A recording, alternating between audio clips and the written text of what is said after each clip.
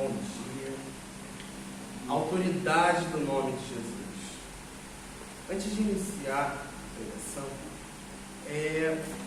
vamos ler um texto. Está lá em Atos 19,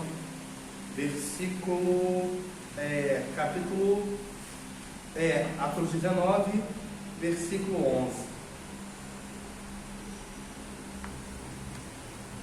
Deus, pelas mãos de Paulo, fazia milagres extraordinários, a ponto de levarem os enfermos lenços e aventais do seu uso pessoal, diante de quais as enfermidades fugiam de suas vítimas e os espíritos malignos se retiravam. Alguns judeus exorcistas ambulantes tentaram invocar o nome do Senhor Jesus sobre as pessoas possuídas de espíritos malignos, dizendo: ordeno que saiam pelo poder de Jesus, a quem Paulo prega. Os que faziam isto eram 7 filhos de um judeu chamado Seva, sumo sacerdote. Mas os espíritos malignos lhes responderam: conheço Jesus e até sei quem é Paulo, mas vocês quem são? E o possuído do espírito maligno saltou sobre eles, dominando a todos, e de tal modo prevaleceu contra eles, que nus e feridos fugiram daquela casa. Este fato chegou ao conhecimento de todos os moradores de Éfeso, tanto judeus como gregos. E veio temor sobre todos eles, e o nome do Senhor Jesus era agradecido. Amém. Então, a gente tem todo o evangelho que nós lemos, no Evangelho de Marcos, a gente tem a manifestação do próprio Cristo. E vamos nos encontrar ali. Jesus estava na cidade de Cafarnaum. Essa cidade, arqueologicamente, ela foi descoberta e hoje só existe ruínas dessa cidade, né? Mas é um lugar muito importante para a gente, que Jesus fez muita coisa lá. E Jesus foi até a sinagoga e leu a porção, da mesma forma que a gente tem no lecionário. Todo domingo a gente tem as leituras selecionadas. Os judeus também têm suas leituras selecionadas do Antigo Testamento, né? Eles leem uma parte do Pentateuco, que são os livros de Moisés, e outra porção das Escrituras, dependendo da época. Jesus, ele leu um desses trechos da Escritura e ele expunha, né? O que isso quer dizer? Jesus chegou com a Bíblia que eles tinham naquela época, né? Hoje a gente tem Antigo Testamento, Novo Testamento, né? Naquela época só existia o Antigo, né? E olhe lá, dependendo da região, nem todo o Antigo era reconhecido, mas o Pentateuco era reconhecido em todos os momentos pelo povo judeu. Jesus vem e expõe a palavra, né? Ele chega naquela sinagoga de pessoas religiosas, pessoas que se encontravam todo sábado lá. E no meio daquela sinagoga acontece algo. Ele expondo a palavra, alguma coisa vai se movimentando naquela sinagoga.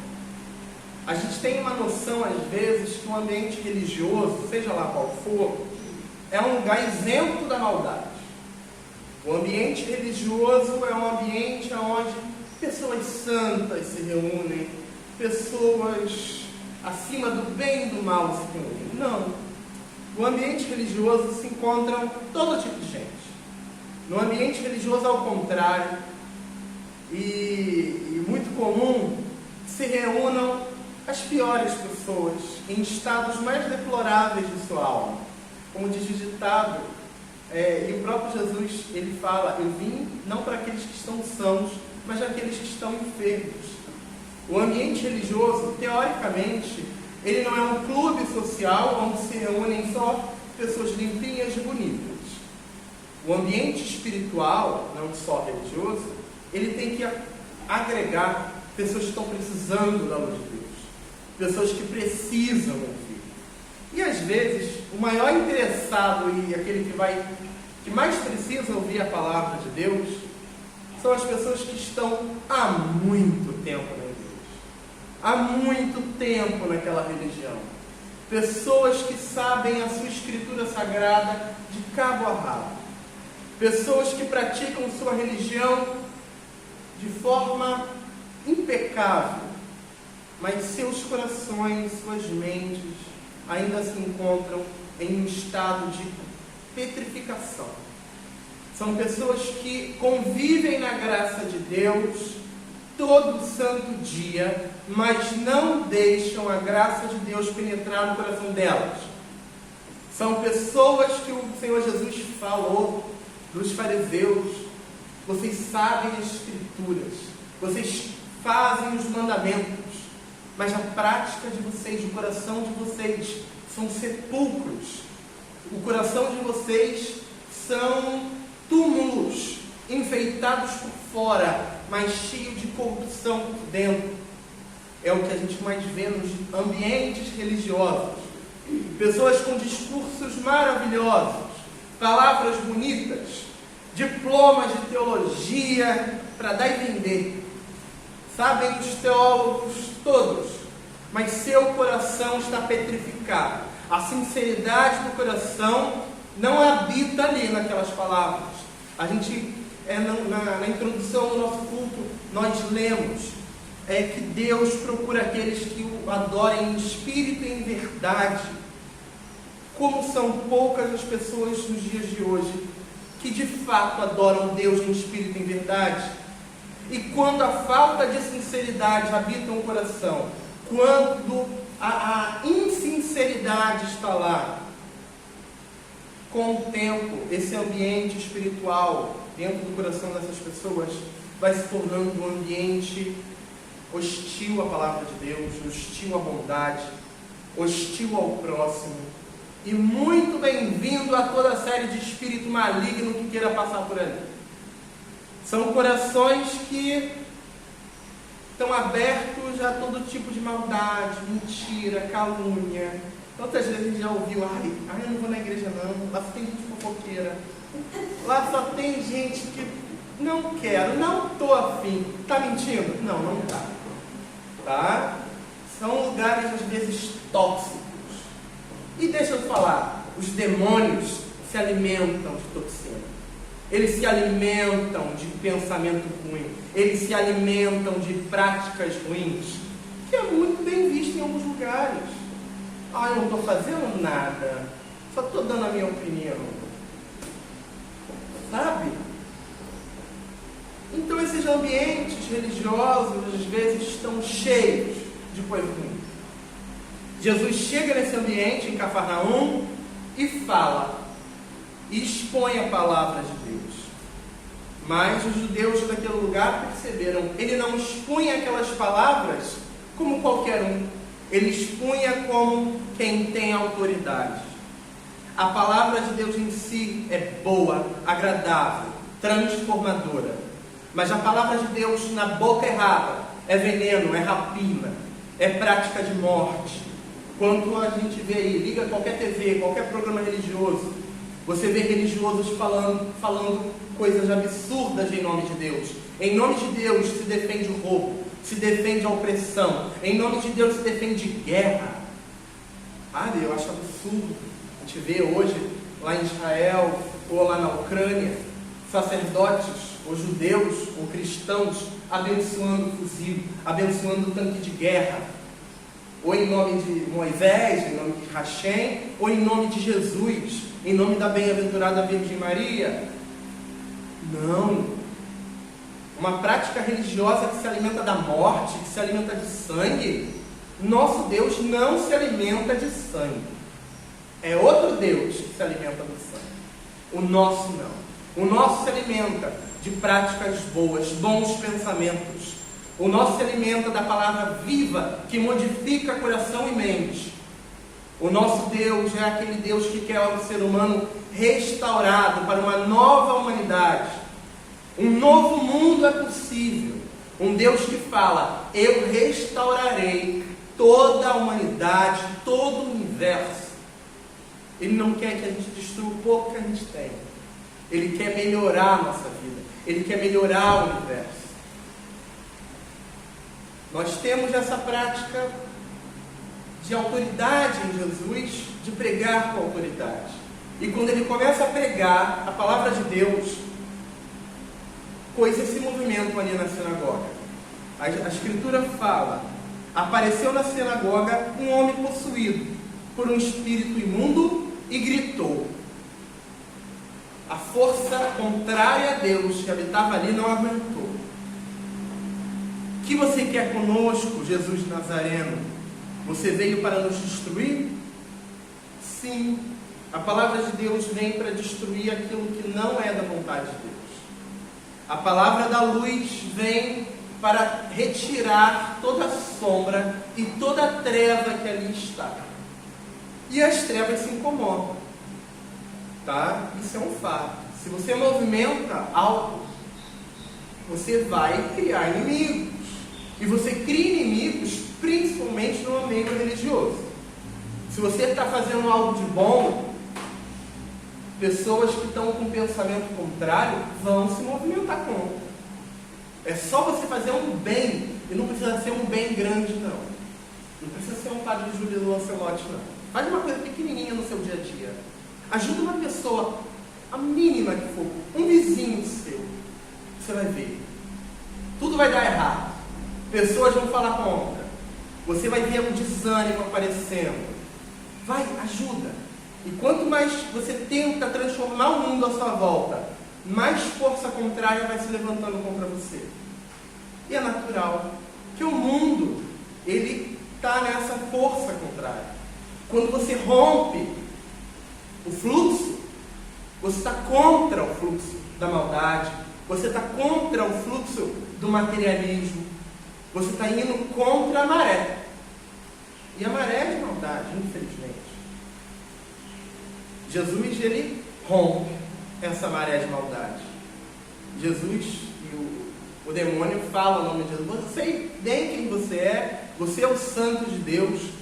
Jesus repreende ele cai por terra, se estrebucha todo, Jesus expulsa e acabou a história. Quantas vezes esse espírito enganador, como eu falei, habita em muito templo religioso, em muito templo religioso que fala o nome de Jesus, eles são adorados, eles são exaltados. São espíritos que o próprio Jesus falou: cale a sua boca e vá embora. São espíritos que dão entrevista, são espíritos que dão um show, às vezes na TV, né? Não precisa ir longe. O espetacular, dão profecias, o espetacular, o sobrenatural atrai as pessoas. Vamos voltar lá no texto de Atos que eu acabei de ler. Você tem ali 2 filhos de sacerdotes. Normalmente eram considerados... Esses filhos de sacerdote, o sacerdote Seva, normalmente eram levitas, né, ali do templo. Eles começam a achar interessante expulsar demônio. Então, nós expulsamos em nome de Jesus que Paulo prega. Eles acharam interessante aquilo que Paulo fazia, né? E começam a imitar Paulo. E até o tempo começou, pelo texto, né, dar para entender que funcionou durante um tempinho. Até o dia que eles encontraram um diabo um pouco mais forte, né? E eu digo: Espírito, calma aí, né? Eu conheço muito bem Jesus. Paulo, já ouvi falar dele em algum lugar aí. Mas e vocês? Quem vocês são? Qual autoridade vocês têm para me falar comigo? Eis a questão.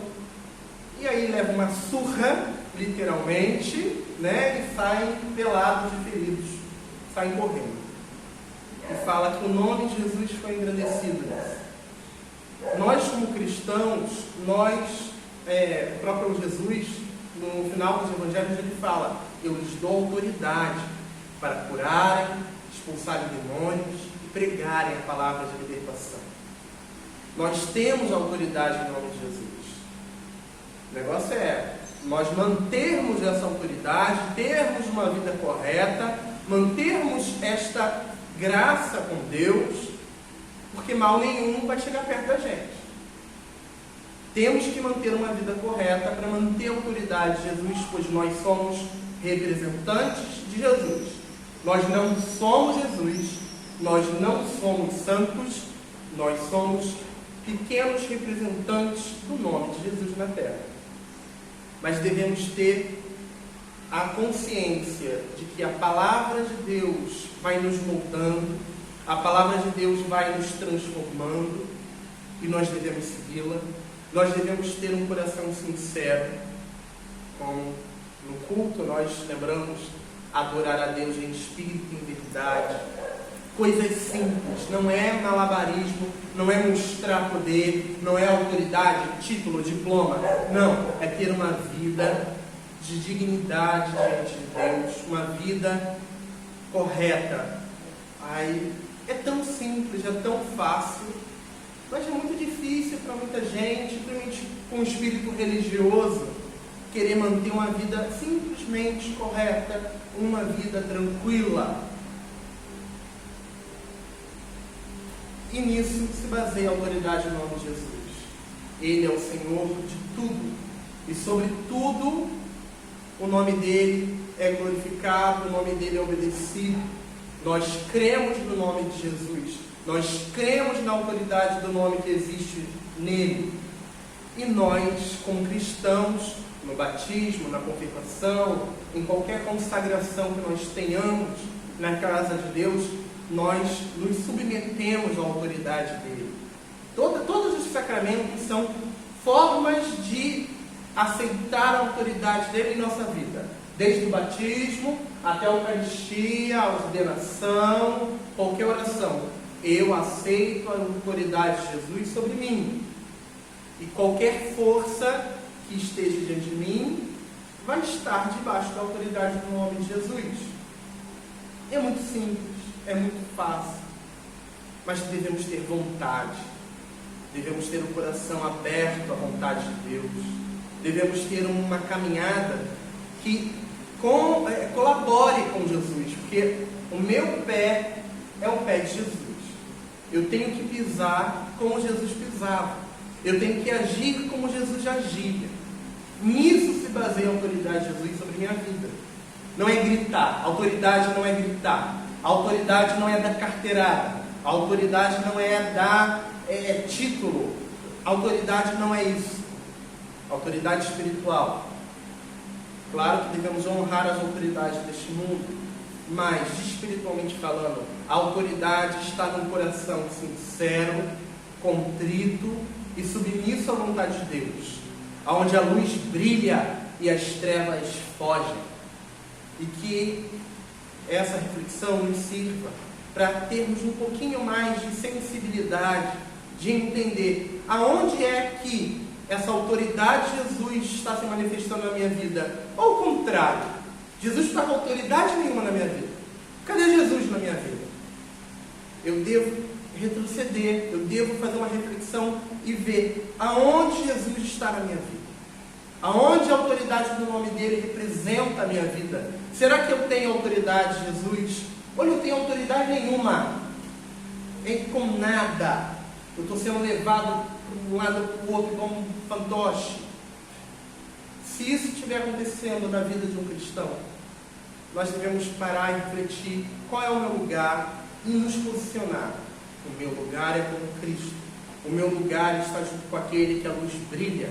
O meu lugar está com aquele que é vida e vida em abundância. Que tenhamos a consciência nessa manhã, nos fortalecendo na Eucaristia, nos fortalecendo na leitura da Escritura e na comunhão do corpo e sangue de Cristo. Amém.